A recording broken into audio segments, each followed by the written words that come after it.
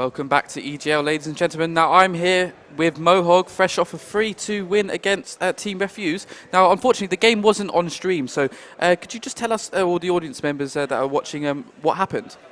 We went into the first hard point and we kind of choked it a bit, and we lost by about 5 to 10 points in the last hill. But I think we won the next S&D, and then we lost the CTF, and then we won the fourth hard point and then the fifth S&D.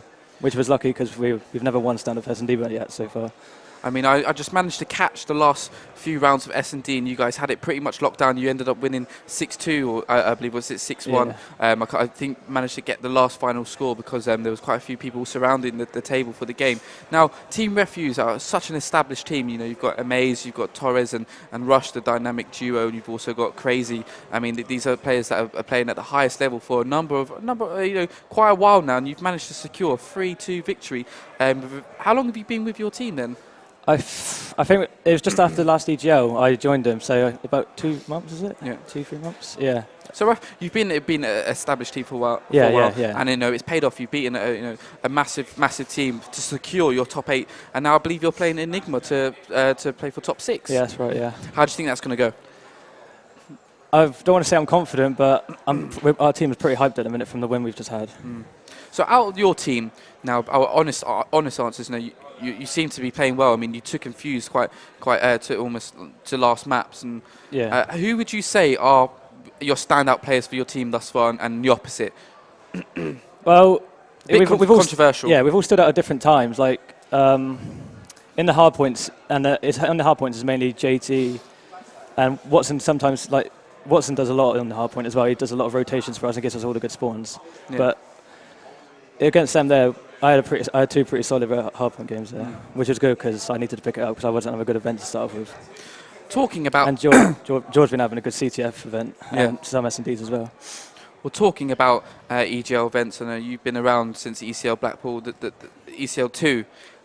You've been one of those players that, haven't had a standout solid team for a while. You've been jumping ship quite a few times. You've been attended a few EGLs with pickups.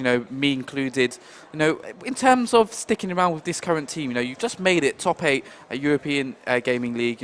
Established as a top 8 team in Europe now. What does your future hold for going on to Ghost and with yourself? Oh, we're going to 100%. I'm going to 100% stick with my team as that is now, and then just hopefully carry our just carry on. Yeah. What was your mindset coming into this event? Was you hoping for a top 8 finish, or was you hoping to top 12?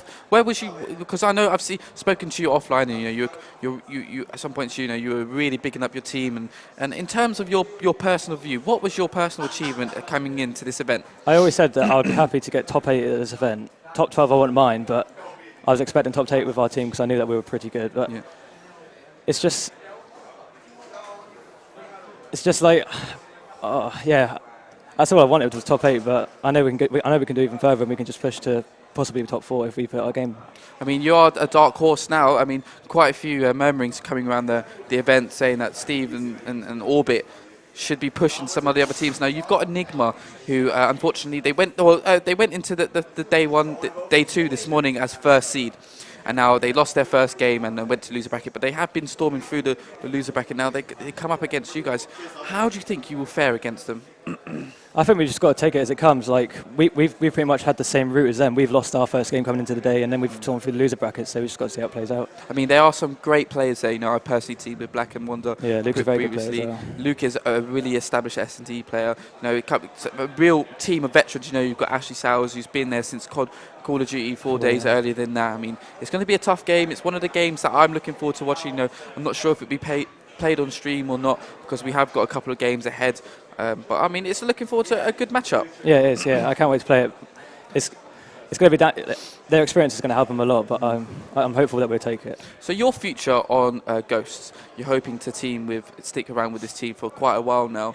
I mean, can you see yourself playing for much longer, or would you like to maybe continue on for a longer period of time? Well, I did think to myself, if I wasn't going to get top 12 minimum at this event, then I was going to quit.